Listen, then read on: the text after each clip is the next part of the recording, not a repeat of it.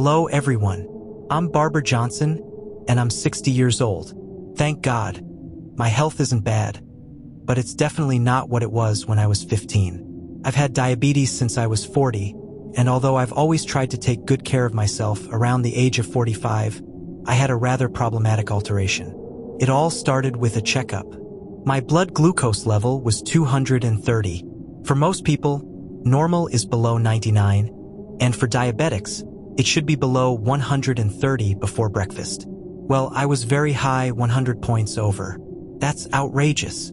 My dear husband, who is my guardian angel, put me on a strict diet. No fats, no soda, 0 sweeteners, goodbye to bread and any type of processed flour. In other words, I looked like a rabbit eating lettuce all day long. However, it's worth clarifying something. This salad thing is not the terrifying part of the story I want to tell. Although it may seem like it, days went by and everything remained the same. In fact, instead of going down, my blood glucose levels began to go up. I got worried when I reached a result of 300. I knew something was seriously wrong with me, but I didn't even know what it was or the right way to solve it since my medication wasn't helping. A few days later, even with all the care, I felt very bad. I experienced some unpleasant dizziness and the typical things that people like me suffer when their levels are unstable. Intense thirst and a constant urge to go to the bathroom.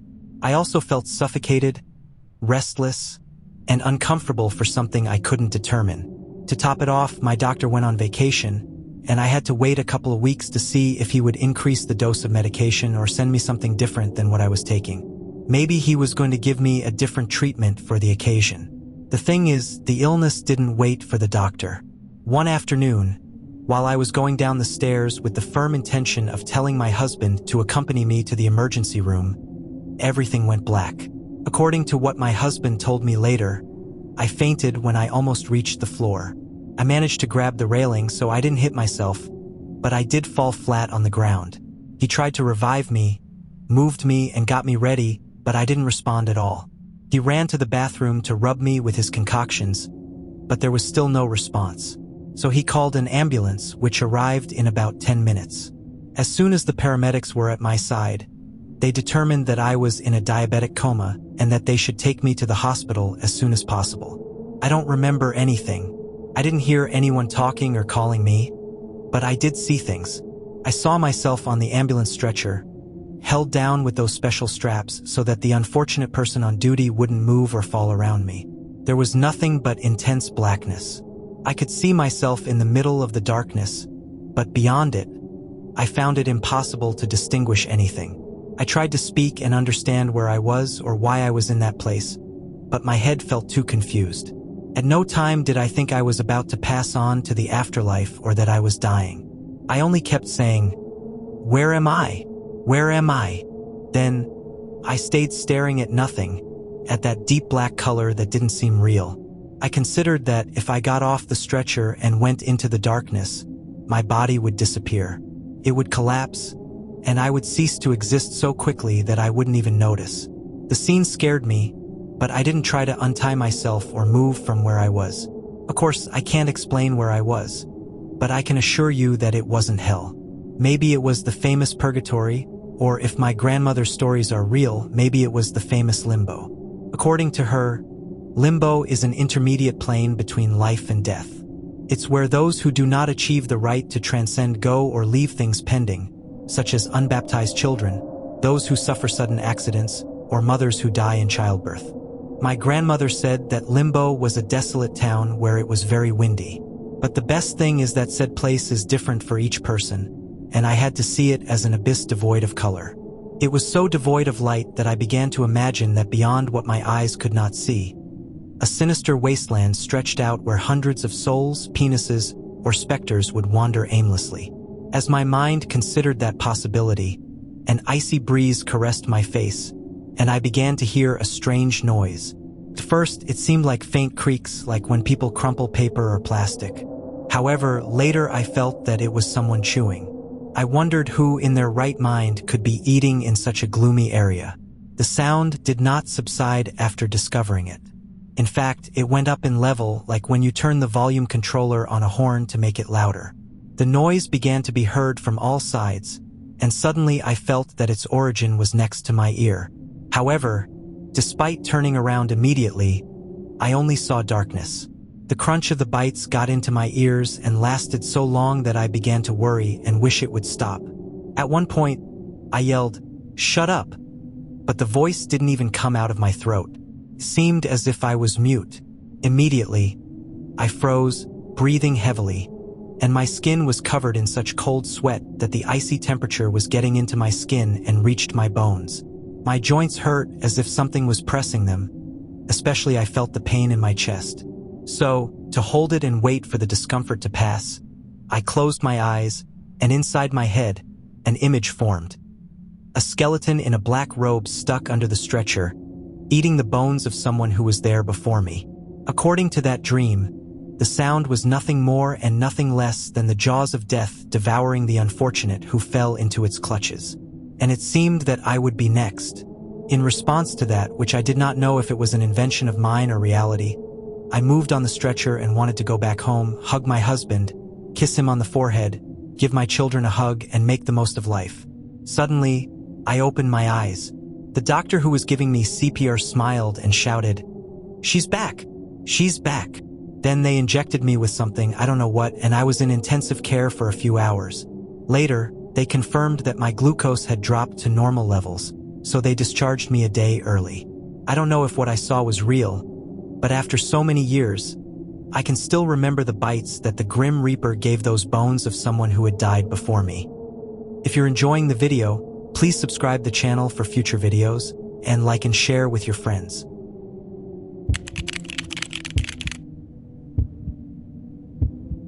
Hey everyone, I'm Alana Thompson, and I'm here to share a story that's been with me for years. I firmly believe that at one point, I was in the afterlife. I even have a paper signed by the surgeon, Dr. Michael Thompson, stating that I experienced clinical death for 4 minutes.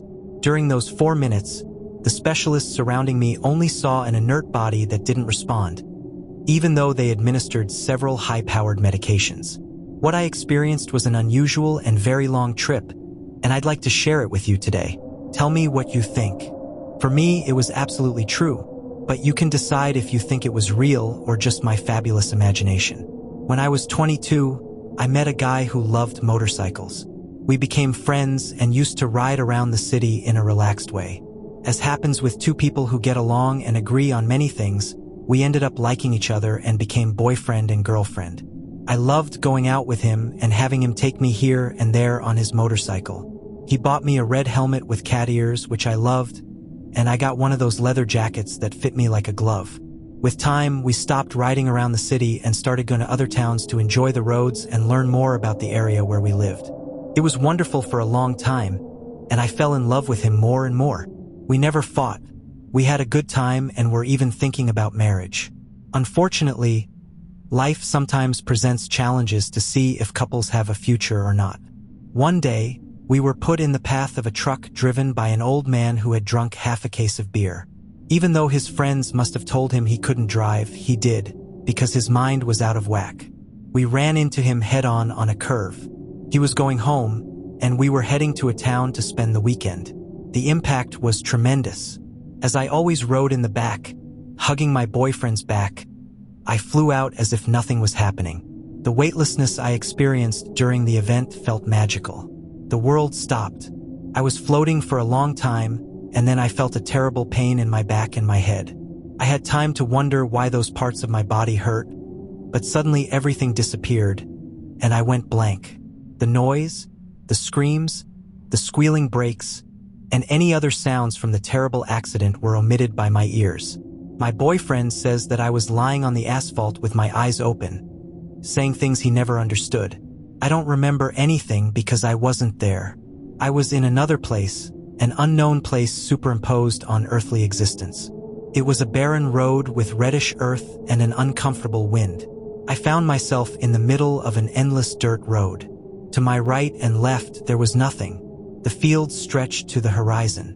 Without realizing what the exit was, strangely, I didn't care to know how I got there or discover the way to escape.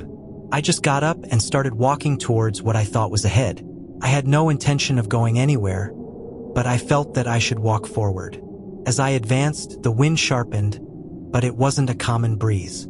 It was hot gales, like those felt on the sunniest day of summer, that didn't even let me breathe.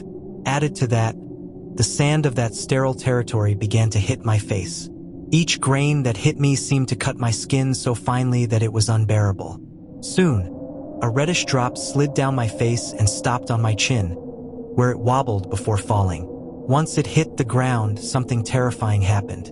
The ground on which I was standing vibrated. It absorbed the blood that came out of my veins and opened countless holes, similar to mouths. Each strange and abnormal snout emitted a striding scream that pierced my eardrums until they ruptured.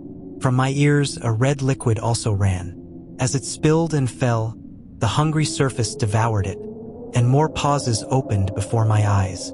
Soon, I realized that evil habitat didn't want me but what I had inside me, that forced me to run as if there was no tomorrow. I ran, dodging those stinking mouths until I left them behind. Then I kept running so they wouldn't reach me. I moved away until my legs burned, and only then did I fall to my knees, defeated. I screamed with all the strength I had and asked for help. My God, help me. Have mercy. I don't know where I am. I would like to be with my parents, even if it's just one last time. Then I asked for forgiveness for all those things I considered were wrong.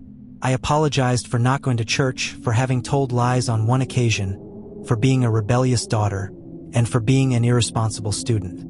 I felt deep in my heart that I truly regretted it and humbly exposed my mistakes, giving them to nothingness, as if I had entered a dirty pond of crystal clear water, and the liquid had rinsed any filth stuck to my body. After standing there crying for a while, I got up. I felt lighter and resumed walking. The wind continued whipping the area, but it couldn't harm me.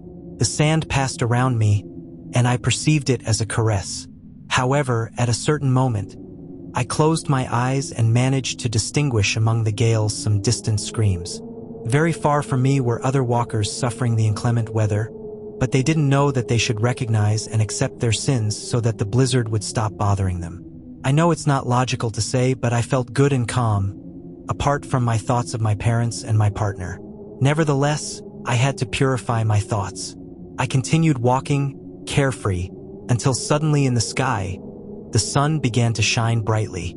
It was so strong that I had to stop because I couldn't see anything but an immense whiteness. Then I heard an enormous amount of voices, and I distinguished the soft timbre of my boyfriend, although I don't remember what he said. The light of that sun that shone brightly on me the next minute began to become smaller until it became the white light of the operating room. The doctors celebrated around me, and a woman dressed in white congratulated me for not having died. In the following days, they performed various tests on me that came out well.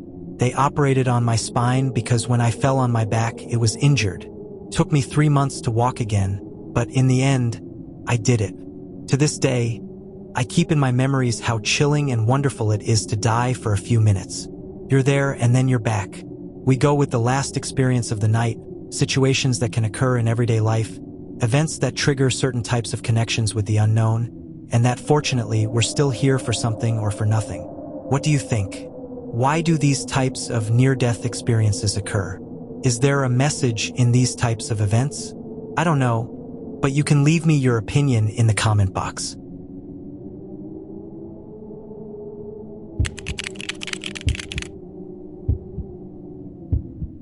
Hey there, I'm Francisca Thompson, and I'm originally from Puebla, but now I live in Sonora. When I was little, something very serious happened to me. My parents had a well in the yard, which they used to extract water for various things like washing, using in the bathroom, or irrigating a small plot of land located behind our home. That well was made by my grandfather, but when my grandmother and he passed away, the house stayed with my mom. She was an only child, and when she married my dad, they decided to settle down instead of starting a farm from scratch somewhere else. My older sister was born there, and 2 years later I arrived too. Our childhood was pretty common. We grew up in a time when there wasn't so much technology, so we spent our time running around, screaming, walking through the crops, and enjoying nature. My sister and I especially liked to play catch or tag. In case someone doesn't know what it is, I'll tell you. It consists of one player chasing another, and when they catch them, the roles switch. So the afternoons would pass us by, with us running through the mud, which was much more exciting because if we didn't watch where we were going, we could fall, and that would take away many points in addition to getting trapped. My sister, being a couple of years older, was more agile, so she caught me immediately. Then I had to run for many minutes until she slipped, and I was free. I started to run as fast as I could. Unfortunately, that race led to an accident that remained latent in my family for many years. Be careful. Don't get too close to the hole because you can fall because of the mud, my mom used to say. I couldn't stop, and I ended up heading towards the small wall that protected the hole. But I was already tall enough to bend over it and lean on my stomach. With the speed I was going and the crash, I hit against the wall, leaned too much, and went headfirst into the well. I know these kinds of accidents happen even when moms are taking care of their children day and night, so I don't blame anyone. It was an unexpected situation in which no one was responsible. Not my sister, not me, and definitely not my parents. It just happened, and that's it. What's so strange about falling into a well when you're a child? I stayed face down instead of turning around. Obviously, when I needed to breathe, I took a mouthful of water, which caused a horrendous feeling of drowning. I gasped over and over again until I lost consciousness, while I was kicking uncontrollably.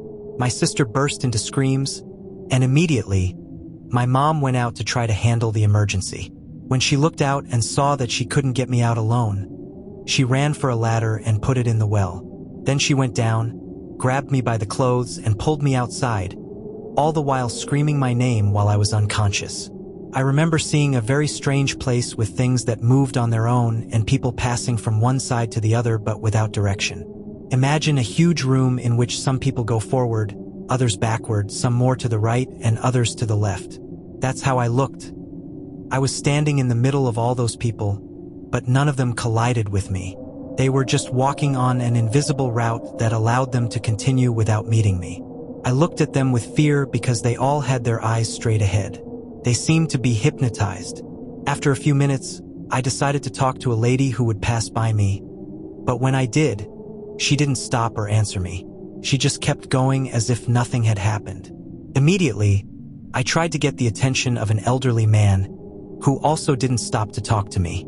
I tried to ask more and more people where I was and how I could get out of that place, but they all ignored me as if I didn't exist.